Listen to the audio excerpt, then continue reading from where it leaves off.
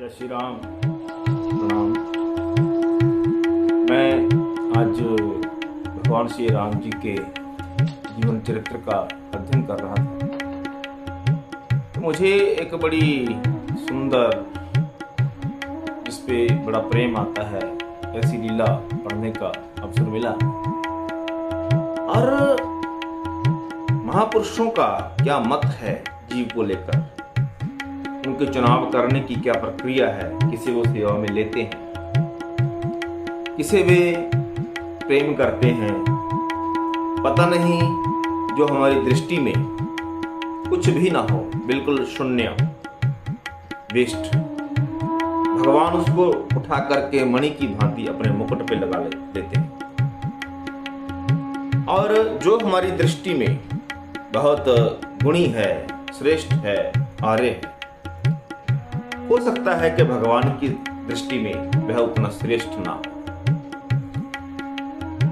हम स्वयं को इतने बुद्धिमान समझने लगते हैं, हमें लगता है कि भगवान के जो निर्णय हैं वे अनेकों बार सही नहीं होते।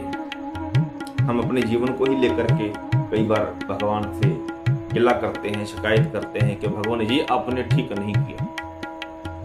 क्या ऐसा हो सकता है कि भगवान करने वाले हों और कुछ कर दिया हो और वह ठीक ना हो? सज्जनों,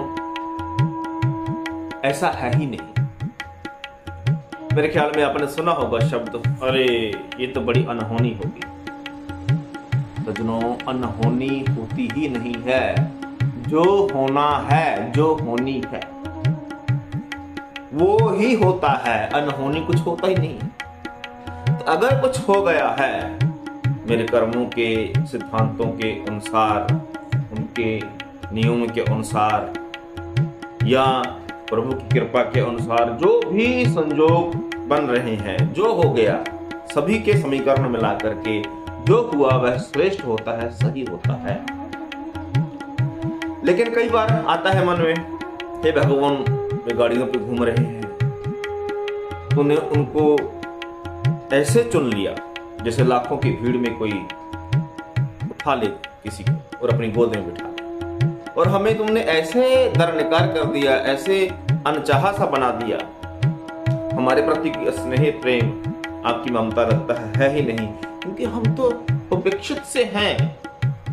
हमें कोई नहीं पहचानता, हमारी कोई इज्जत नहीं करता, हमारा कोई सम्मान नहीं है, तो हम तो क्या करने आए इस धरती पर? तो भगवान, आप क्या सोच करके किसी का चुनाव करते हो कि उसको आपने श्री देनी है, सम्मान देना है, शक्ति देनी है, और किसी को आपने कुछ नहीं देना? सज्जनों, हालांकि जीव के संबंध में है तो यही बात कि कर्मों के अनुसार, कर्मों के नियमों के अनुसार, उसके सिद्धांतों के अनुसार आपको जो मिलना है वह मिलना है। लेकिन जिस वक्त भगवान के स्नेह की बात होती है तो पता नहीं वे किसके प्रति स्नेह में डूब जाते हैं। अब भगवान श्री कृष्ण को लें, संसार का एक साधारण सा व्यक्ति भी जब केला खाएगा तो वह उसका गुदा भाग ही खाता है, छिलके नहीं खाता। लेकिन भगवान कृष्ण जिस वक्त विदुर के घर में जाते हैं और विद्रानी दरवाजा खोलती है तो देखती है कि मेरे समक्ष भगवान कृष्ण। अब उनको देखते ही वह इतनी प्रेम प्रवाह में बह जाती है, वह इतना प्रभु के प्रति प्रेम में भीग जाती है और अपनी शुद्ध बुद्ध मानो खो बैठती है।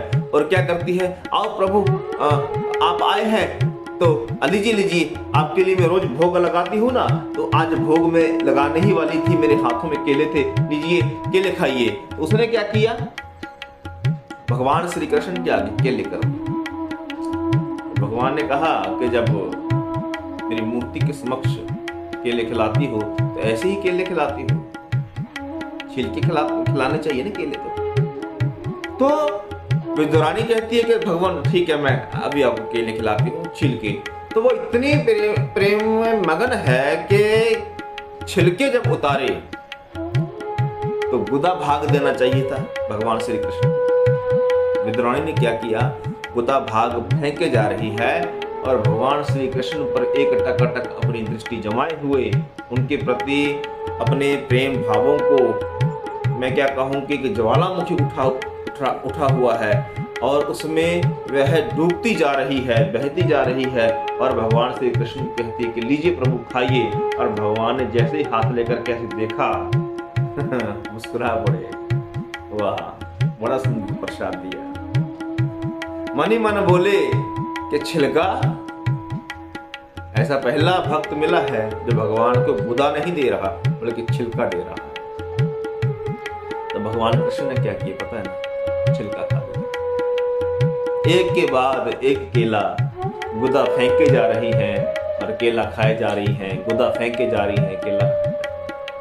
तो भगवान ने कहा, अरे पगली, घर में साधारण मनुष्य आते हैं तब पलंग पे बिठाती है, आसन पर बिठाती है, और आज हम आए हैं, तुम्हारे भगवान आए हैं, अंदर नहीं बिठाओगी? तब तंद्रा सी छूटी, अरे भगवान क्षमा करे। और सुनो सुनो रानी, ये छिलका इसमें कम पड़ गए हैं, थोड़े और होते तो और खा लेता। तो विद्राणी देखती, अरे मैंने क्या किया, मैंने छिलके खिला दिया आपको, क्षमा प्रभु क्षमा, मुझे क्षमा कर दें आप, मुझसे गलती होगी। तो भगवान कहते हैं कि विद्राणी, बुलाया तो मुझे अनेकों लोगों ने है, क्या दुर्योधन, क्या शकुनी, सब ने, और कहां कहां नहीं गया हूं मैं, सबके बुलावे पर जाता हूं और सब कुछ ना कुछ भोजन पकाते हैं, मेवा, मिठाई, 56 प्रकार के भोग। कि विद्राणी, जो आनंद आज मुझे इस छिलकों में मिला है ना, वो आनंद मुझे 56 भोग में भी प्राप्त नहीं। इसलिए मुझे जो प्रेम से भजता है, उनके प्रेम से ये वश में आते हैं, प्रेम से वो काबू हो जाते हैं, प्रेम से वो मुट्ठी में कैद हो जाते हैं।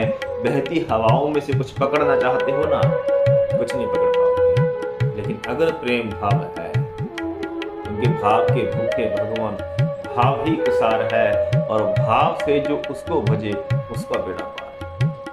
भाई भगवान से कोई मांगे समझ आती है, भगवान किसी से मांगे होता है कभी, लेकिन प्रेम की रीति ऐसी सजना कि केवट ने बुद्धि चलाई, केवट ने प्रेम वश होकर के पाना चाहा कि भगवान आज मेरे यहाँ गंगा किनारे आए हैं, उस पार उतरना है। अब एक बार इस पार उस पार उतर गए, फिर पता नहीं इस पर आना भी है या नहीं आना है, क्योंकि हम तो इसी पार होते। तो केवट ने प्रेम के सागर में डुबकियां लगाने के लिए भगवान श्री राम जी को क्या कहा था पता है ना, मांगी ने नाम न केवट आना, कहे तुम्हारा मरम बचा। भगवान श्री राम वो जब बटुक अवतार में आए थे ना, एक पग से पूरी पृथ्वी नापती थी, समझते हैं। और गंगा जी का एक किनारे से दूसरे किनारे पर जाना, क्या भगवान जी को कोई इसमें परेशानी होनी चाहिए थी? नहीं होती। लेकिन जब देखा कि मेरे समक्ष एक भक्त खड़ा है, एक मेरे प्रेमी खड़ा है, मेरा स्नेही खड़ा है, अब वो मुझे रोक रहा है, अब उसकी इच्छा है कि मेरे चरणों को धोए, लेकिन बहाना क्या बनाए। तो आप जानते होंगे केवट ने प्रेम से भगवान श्री राम जी को वश में कर लिया था। अब भगवान श्री राम, अनुज लक्ष्मण है साथ में, माता सीता जी है। भगवान श्री राम जब गए, अब देखिए जहां प्रेम होता है ना, ये एक बड़ी विलक्षण चीज है। जहां पर प्रेम है वहां फॉर्मेलिटीज नहीं है, वहां पर केवल प्रेम में भीगी हुई क्रियाएं, वहां पर ऐसा कुछ नहीं है कि वो आए हैं तो मैंने जो है उनको ये नहीं किया, मैंने ये फॉर्मेलिटी नहीं की, मैंने बैठने को नहीं कहा, मैं उठा नहीं। जहां प्रेम भाव है वहां ये सारी क्रियाएं गौण हो जाती हैं। और अब देखना केवट जिस वक्त भगवान श्री राम जी को अपने समक्ष पाता है, उसका आस्थान पता क्या है? वो एक शिला पर तो बैठता था, गंगा जी के किनारे है, शिला पड़ी, वहां बैठा। हम भगवान हमारे समक्ष आ जाएं, अरे साधारण व्यक्ति समक्ष आ जाए, हम तब खड़े हो जाते हैं। अगर वो श्रेष्ठ है और आदर भाव से मिलते हैं। अगर भगवान आ जाए तो कैसे करेंगे आप? केवल खड़े नहीं होंगे, हम तो आरतियां उतारने लग जाएंगे, ओम जय जगदीश हरे, ओम जय जगदीश हरे, है ना। और देखिए आप, केवट क्या कर रहा है? केवट अपने स्थान से उठा थोड़ी है। केवट वहीं बैठा है, ऐसे देख रहा। हाँ, क्या है राम जी? तो राम जी ने कहा, अरे कमाल है भैया। मन में सोच रहे हैं ना, ये खड़ा हुआ और बोल रहा क्या है। साथ में श्री लक्ष्मण जी खड़े हैं ना, तो वो मन में सोचते हैं कि शायद ये जानता नहीं है कि श्री राम जी कौन है।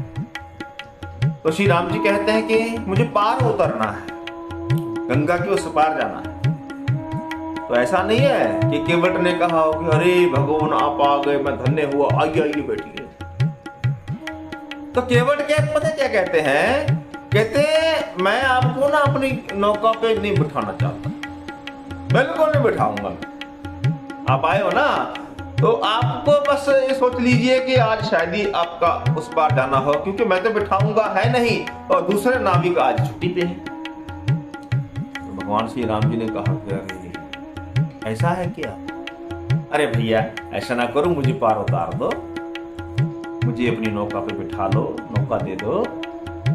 तो फिर कहता है केवट कि कहीं तुम्हारा मरम में जाना। तो अनुज जी ने कहा, श्री लक्ष्मण जी ने, कि जब ये भगवान राम को जानता भी है और केवल जानता नहीं है, कहीं तुम्हारा मर्म में जाना, मैं तेरे को भीतर तक से जानता हूं, अंदर तक से जानता हूं। और फिर ये कह रहा है कि मैं नौका आपको दूंगा नहीं। भीतर तक से जानने का अर्थ ये है कि ये भैया को केवल राजा की हैसियत से नहीं जानता, ये जानता है कि भैया साक्षात नारायण है, राम है, ईश्वर है। तो तब भी ये कह रहा है कि मैं आपको नौका नहीं दूंगा। लगता है पगला है। तो केवट क्या कहते हैं? कहते भैया अगर आपने जाना है राम जी, मैं तो नौका दूंगा नहीं आपको, ठीक है। अगर आपने पार उतरना है, एक रास्ता है। तो भगवान श्री राम जी कहते हैं, अच्छा एक रास्ता, कौन सा रास्ता भैया? कहा कि यहाँ तो है ना पानी बड़ा गहरा है ना, अब थोड़ा सा वहां पर जाओगे आप। तो वहां पर क्या है, पानी थोड़ा ना गहराई कम है, आपकी कमर तक ही है, तो वहां से आप उस पार निकल जाइए। तो भगवान राम ने देखा कि मुझे रास्ता बता रहा है, मैं दुनिया को रास्ता बताने वाला, और कमाल है हम ही को रास्ता बताने वाला मिल गया आज। हम दुनिया को पार लगाते हैं, पूरे जगत को पालनहार हैं, पार करने वाले हैं, पर हमने पार होना है तो हमको हमारा ही बनाया हुआ जीव, हमारी ही कृति। कमाल है कि कैसा भक्त है, हमें बता रहा है कि अपने पार कैसे होना है। अब यहाँ श्री लक्ष्मण जी को तो थोड़ा लगा, अरे ये क्या बोल रहा है, ये तो हम चलो निर्बल पर हाथ नहीं उठाते, नहीं तो हम बता देते हम क्या है। आप बोल भी नहीं सकते, भैया बात कर रहे हैं। और उधर भगवान राम क्या सोच रहे हैं पता? भगवान क्या सोच रहे हैं? कहते हमसे कोई अड़ी नहीं करता। बड़े बड़े आते हैं, सोचते हैं कि अड़ी करेंगे, और बेचारे 2 क्षण तो ठहर पाएंगे, 2 क्षण भी ठहर नहीं पाते। और ये हमारी आंखों में आंखें डालकर हमें कह रहा है कि हम तो आपको नौका देंगे नहीं, और लेनी है तो उधर से चले जाइए आप। भगवान श्री राम जी सोच रहे हैं कि मुझे नौका नहीं दे रहा, चलो कोई बात नहीं। अच्छा तो भैया फिर क्या करें, हम वहां से तो नहीं जा सकते, हमको तो यहीं से जाना है, तो कैसे जाए? केवट ने कहा कि हम आपको नौका नहीं देंगे। ठीक है, आप भगवान होंगे तो होंगे, हम कौन सा आपको मना कर रहे हैं, हम आपको नौका दे तो दें, ऐसा नहीं कि नहीं देंगे। अब देखिए केवट जी के भीतर जो भाव छुपे हैं ना, क्योंकि उनके चरण देख करके, श्री राम जी के चरण देख करके केवट की लाल टपक गई।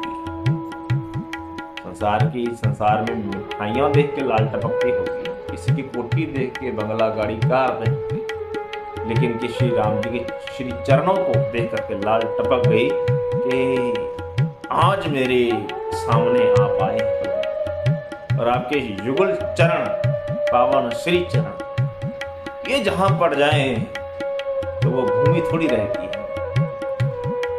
वो तो वैकुंठ हो जाती है। और मैंने सुना है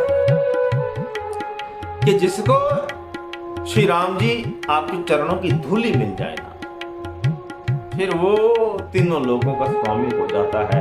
चरणों का प्रक्षालन जिसको मिल जाए, फिर उसको वो सबसे धनी व्यक्ति है। एक समस्या, माहौल कुछ ऐसा है, कोई आपका राज्याभिषेक तो हो नहीं रहा कि आपके चरण धोए जाएंगे, या आप मेरे घर में तो आए नहीं कि मैं आपके चरण धो, और मैंने आपको आमंत्रित भी नहीं किया और आप निमंत्रण पे आए नहीं है, तो रीति तो कुछ बनती नहीं ना, तो आपके चरण कैसे धोऊं? तो केवट ने जो अपना दिमाग चलाया, क्या चलाया था? केवट कहते हैं कि मैं आपको नौका पर बिठा तो लूं, लेकिन एक समस्या है। तो श्री राम जी ने कहा कि समस्या हम आपकी समाधान कर देंगे केवट, बताओ क्या समस्या है। तो कहा कि आप जब मेरी नौका पर बैठेंगे ना, अब क्या है कि हम तो एक पत्नी व्रतधारी हैं जैसे आप, क्योंकि पिता पे पूत और जात पे घोड़ा होता नहीं थोड़ा तो आप हमारे भगवान हैं, आप हमारे पिता हैं और हम आपके बच्चे हैं। तो जब आप एक पत्नी व्रतधारी हैं तो हम दो पत्नी कैसे रखें? भगवान श्री राम जी ने सोचा कि पगला, मैं कहता हूं मैं समस्या का समाधान कर दूंगा, नौका पर बैठने से कोई समस्या आ रही है, और ये कह रहा है कि मैं दो पत्नियां कैसे रखूंगा? ये दो पत्नियों की बात कैसे आ गई भैया? केवट ने कहा कि भगवान, मैंने कहा ना, कहीं तुम्हारा मरम में जाना, आपके चरणों की धूली पड़ी थी कहीं पर, गौतम नार अहल्या है ना, तो पत्थर की नारी सचमुच हाड़ मांस की स्त्री बन गई। अब पत्थर पर जब आपकी जो चरण धूली है, ये अपना प्रभाव ऐसा डालती है कि इतना ठोस पत्थर एक मांस का लोथड़ा बनकर के जीवंत स्त्री बन सकता है। तो महाराज, ये मेरी नौका देख लो आप, जब से बनाई है पानी में ही रहती है, और लकड़ी की है, और लकड़ी पानी में रहते रहते रहते रहते रहते रहते बहुत नरम पड़ जाती है। और आग की ये जो चरण धूली है ना, अब जब ये पत्थर पर पड़कर पत्थर को स्त्री बना सकती है, तो जब आप मेरी नौका पे पांव रखेंगे तो आपने तो कोई खड़ाम नहीं पहनी, कोई जूता नहीं पहना, और आपके चरणों पर सनी पड़ी है धूल, और अगर एक भी कण मेरी नौका पे लग गया, जो तो लगना निश्चित है, और मेरी पानी में रहती रहती लकड़ी जो है, नौका की लकड़ी बड़ी नरम हो चुकी है, तो इसको एक क्षण भी नहीं लगेगा स्त्री बनने में। अब मेरी नौका बन गई स्त्री, एक स्त्री मेरी घर में है, तो बताइए आप, दो दो स्त्रियां हो जाएंगी। अब एक स्त्री का लालन पालन तो बड़ी मुश्किल से कर रहा हूं, अब दो स्त्रियां, हे भगवान, मेरा क्या होगा? मैं लुट जाऊंगा भैया। अरे भगवान जिसके द्वार पर आते हैं वो हरा भरा हो जाता है, और मैं लुट ही जाऊंगा, तो मैं काहे बिठाऊं अपनी नौका पे? भैया बताइए आप। तो भगवान श्री राम जी ने सुना तो हंस पड़े, पगले, कहाँ की बात कहाँ जोड़ रहा है? अच्छा ठीक है, तो फिर क्या करें? अब हमारी चरण धूली का फिर क्या किया जाए, क्या इलाज है? इसका कोई समाधान है आपके पास? हाँ भगवान, इसका समाधान है, एक समाधान है। पता कौन सा? आप इन चरणों को अगर मुझे सौंप दें, श्री राम जी को सौंप दें, अर्थात मेरे कहने का तात्पर्य यह है कि इन पर जो धूली लगी है ना, वो मैं उतार देता हूं। तो श्री राम जी ने कहा, अरे पगले, धूल ही उतारने की बात है ना, तो गंगा जी है तो मैं इसमें धो करके उतार देता हूं। ना ना ना ना ना ना, ये रिस्क मैं नहीं ले सकता, क्योंकि आपको है जाने की जल्दी। जल्दबाजी में आपने पैर ऐसे वैसे धोए अपने चरण, तो उसमें अगर एक भी मैंने कहा ना कि पानी में रहती रहती मेरी लकड़ी की नौका बड़ी नरम पड़ चुकी है, एक कण भी अगर लग गया ना भगवान, 2 स्त्रियां, सोच लीजिए आपका भक्त 2 स्त्रियां रखेगा, बदनामी आपकी होगी भगवान। इसलिए मैं जो हूं, मैं अपनी तसल्ली के लिए मैं खुद स्वयं आपके चरणों को धोऊंगा। सोचिए सज्जनों, भगवान के श्री चरण प्रक्षालन करने हैं, होने हैं, कहां कहां से वे बातें बना करके, उनकी बातें संसार में भी बनाई जाती हैं, ऐसी बात नहीं कि नहीं बनती। इंसान ने व्यापार करना है ना, झूठ तूफान पता नहीं क्या क्या बोलना है, ऐसी ऐसी बातें घड़ता है, तो लगता है कि सत्य बोल रहा है, जबकि सत्य होती नहीं। भगवान राम से मां सीता का हरण चाहता है, उनके घर में चोरी चाहता है रावण, तो सीता जी से कैसी कैसी बातें घड़ता होगा, सोचिए आप, कैसी कैसी बातें कही होगी रावण ने कि मां सीता को विश्वास हो गया कि सामने कोई संत है। मां सीता बातों में, हालांकि वो तो आदि शक्ति है, वो बातों में तो क्या आएंगी, लीला की थी, ये बातों में आ गई। तो भगवान के सामने अपनी बुद्धि का सदुपयोग कहते हैं इसको, ये बुद्धि का सदुपयोग है कि भगवान की भक्ति के लिए, उनकी आराधना के लिए, उनके श्री चरणों का प्रक्षालन करने के लिए अगर आप थोड़ा सा बुद्धि को घुमा तुमा करके भी बात करते हैं ना भगवान से, तो वो भगवान को रुष्ट नहीं करते, उससे भगवान प्रसन्न होते हैं। और भगवान ने देखा बात ये है, तो फिर क्या करें, तो कहा कि भगवान मैं धोऊंगा ना, तो क्या होता है, भगवान कहते ठीक है तो धो लो। फिर कहा कि इधर आओ, थोड़ा पास में हो, हम तो शिला पे बैठे हैं ना, हम तो नीचे बैठेंगे, आप खड़े रहोगे। तो भगवान राम ने जैसे ही एक चरण रख करके उसके घुटने पर रखना चाहा, तो केवट ने एक नई फरमाइश रख दी। कहा कि भगवान क्या हुआ, कहा कि क्या हुआ केवट, कहा कि डगमगा नहीं रहे आप। तो श्री राम जी ने कहा कि हाँ, एक पांव आपका मैं उठाया है ना, आपकी घुटने पे रखा है, और एक पांव पे खड़ा हूं, थोड़ा डगमग रहा हूं, तो आप जल्दी धो लीजिए। कहता ना, मैं एक कण भी अगर रह गया ना तो मैं नहीं बैठने दूंगा। अगर आपको सच में परेशानी है भगवान, हे श्री राम, एक काम करो, आप ना जो आपके दोनों हाथ खाली है ना, आप ना आप चलो यही रख लो हाथ मेरे सिर पे हाथ रख के सहारा ले लो। भगवान श्री राम जी ने कहा, अरे पगला, मैं सहारा ले लूं? अरे मैं संपूर्ण ब्रह्मांड को सहारा देता हूं, मेरे ही बल से, मेरे ही आश्रय लेकर के संपूर्ण ग्रह नक्षत्र ब्रह्मांड टिका हुआ है, और तू कह रहा है कि मैं तेरा सिर पे हाथ रख करके मैं सहारा ले लूं। कहा कि भगवान, डगमग कैसे होता है ये तो अब देख ही रहे हो, ठीक है ना, भगवान कहीं डगमग नहीं हो सकता। लेकिन अगर सामने भक्त हो तो भगवान को भी डगमग होने के लिए विवश कर सकता है।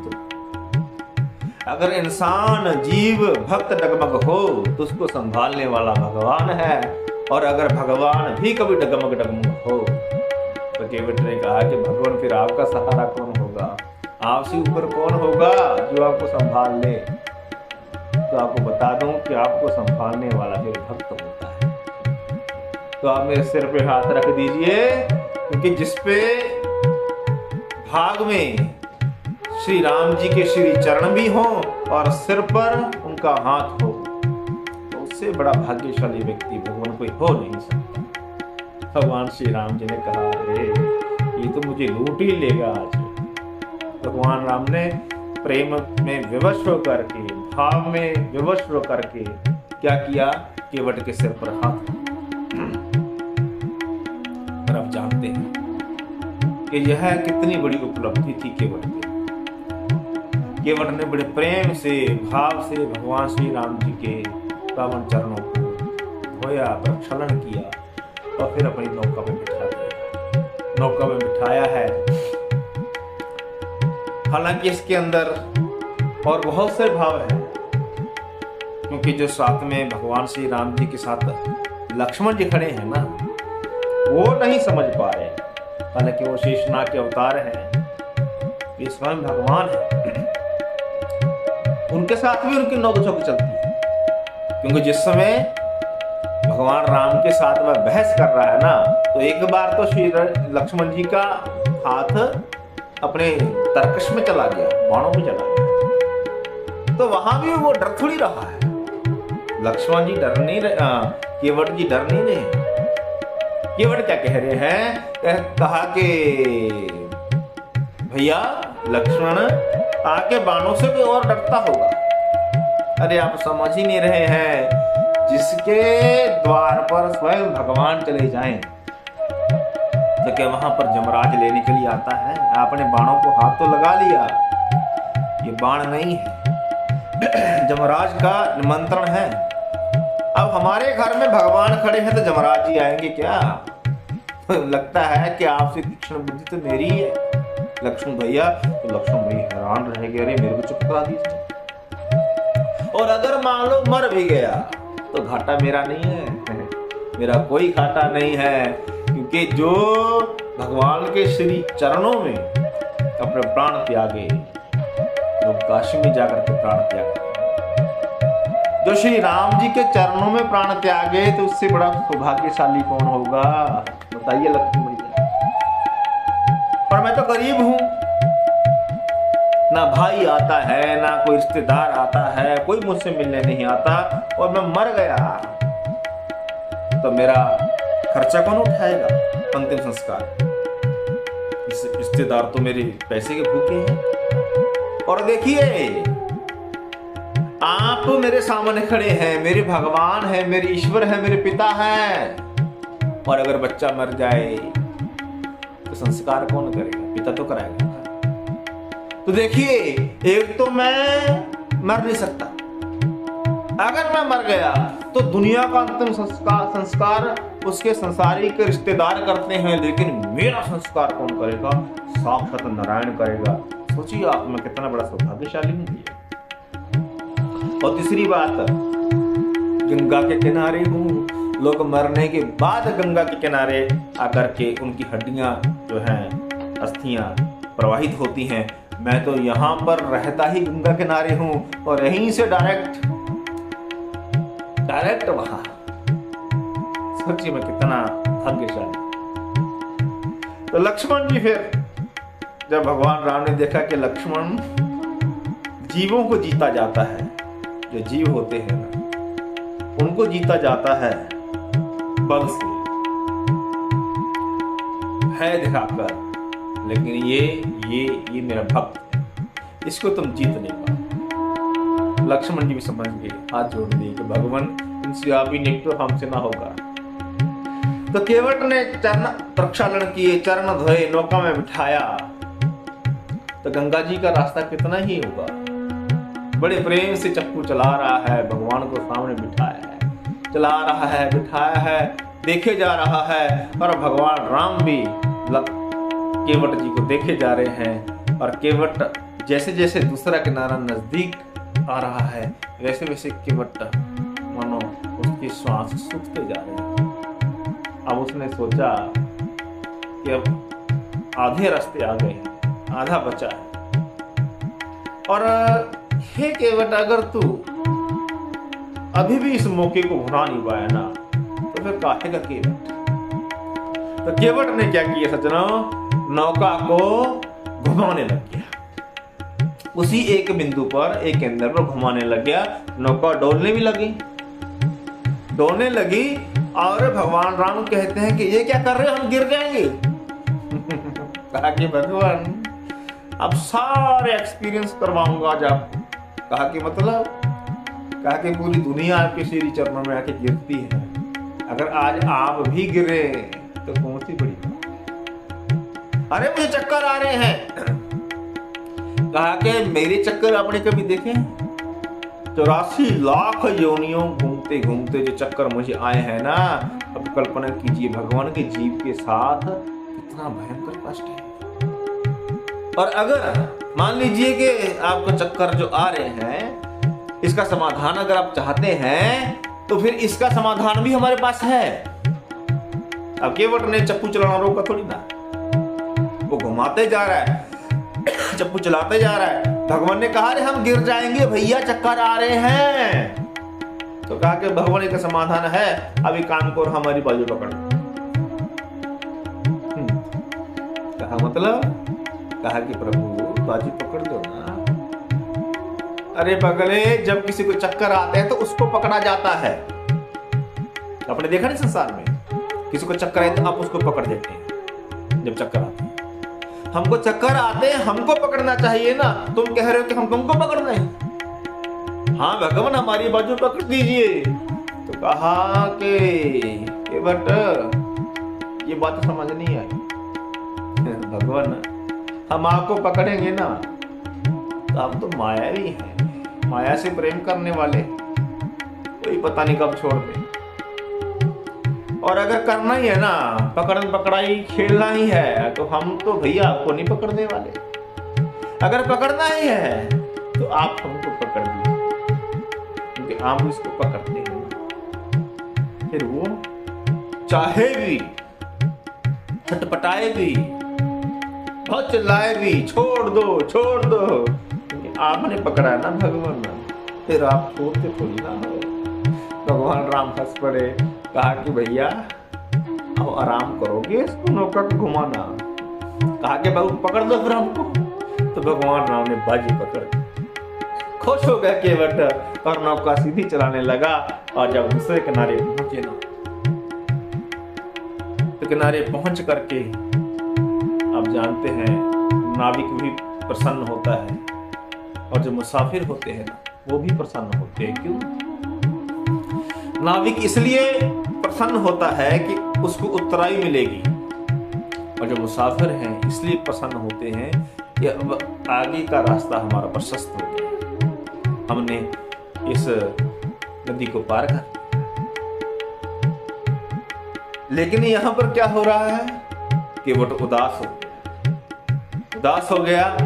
तो माँ सीता जी साथ में खड़ी हैं, ये देखे जा रही हैं। तो माँ सीता ने क्या किया, अपनी एक अंगूठी निकाल कर साड़ी के पल्लों के साथ बंधी थी।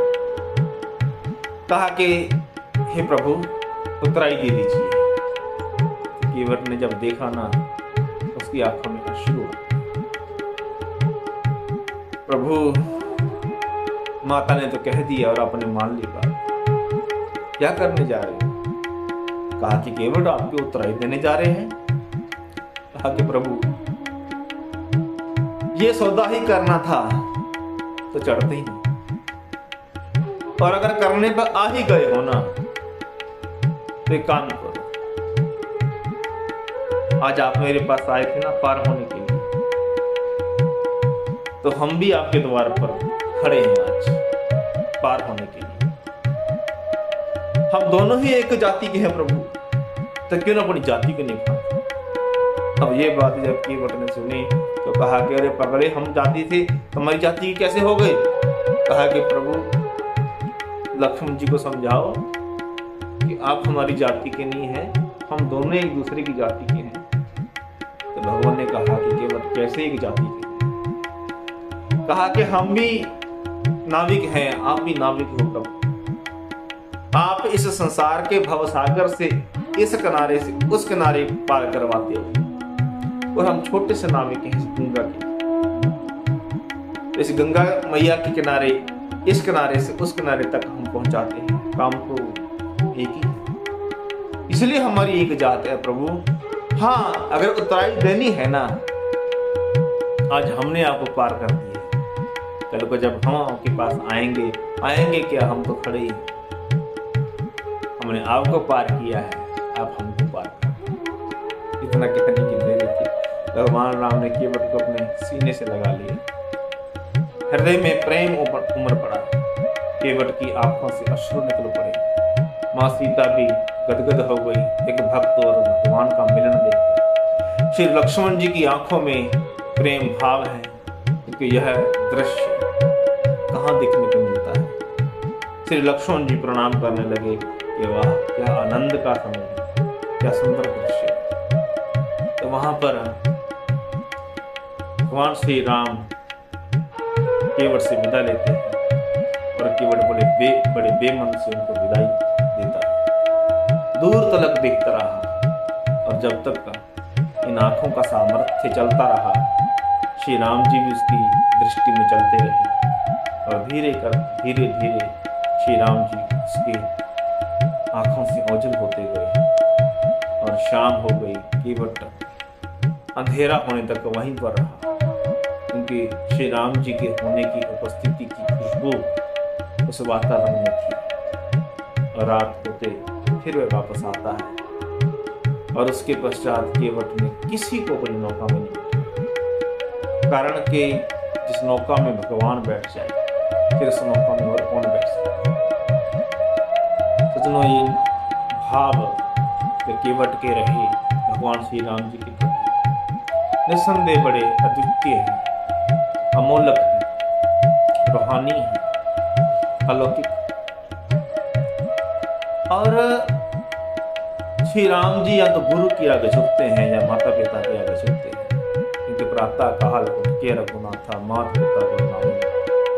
संत हो गुरु हो तो या फिर भक्त के आगे झुक लेते हैं। रावण ना संत बन पाया ना भक्त बन पाया, माता पिता और गुरु तो क्या बन पाया। अगर रावण भक्त बन जाता निस्संदेह वो झुका लेता, भगवान श्री राम उसके आगे झुक जाते। लेकिन कब?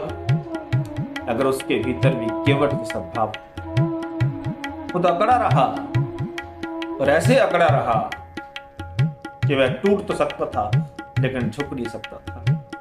झुकता तो वही है जिसमें जान होती है, अकड़े रहना मुर्दे की पहचान होती है। तो रावण मुर्दा था, इसलिए ये भाव है भगवान के प्रति। अगर मेरे बन जाएं तो आप क्या सोच रहे हैं कि भगवान मेरे आगे नहीं झुकेंगे? मैं झुका सकता हूं, मैं केले के छिलके खिला सकता हूं, मैं उनको चक्कर खिला सकता हूं। पता है राजा बलि ने अपने महल में बताल लोक में भगवान को बंदी बना लिया था। भगवान बंदी बन जाता है, जो खिलाओगे वो खाता है, जैसे कहोगे वैसा करता है, लेकिन वो भाव होने चाहिए। इसलिए भगवान किसको चुनता है और उसके क्या मापदंड रहते हैं, क्या नियम होते हैं, कोई नहीं जानता। हम तो प्रेम में बहें, समर्पण करें, उसकी स्तुति में रहें तो ही जीवन सफल है, अन्यथा जीवन सफल नहीं। अगर आपको मन को ये भाव छुए तो इस वीडियो को शेयर कीजिए और लोगों तक पहुंचाइए, क्योंकि अच्छी बात पहुंचनी चाहिए। कमेंट और जो भी होता है वो सब कीजिए आप।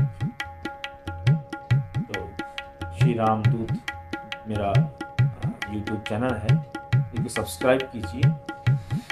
ये कामना है आप स्वस्थ रहें, आप आनंद मंगल में रहें और भगवान की कृपा, भगवान का हस्त आपके सिर पे हमेशा बना रहे। इतना कहते हुए जय श्री राम।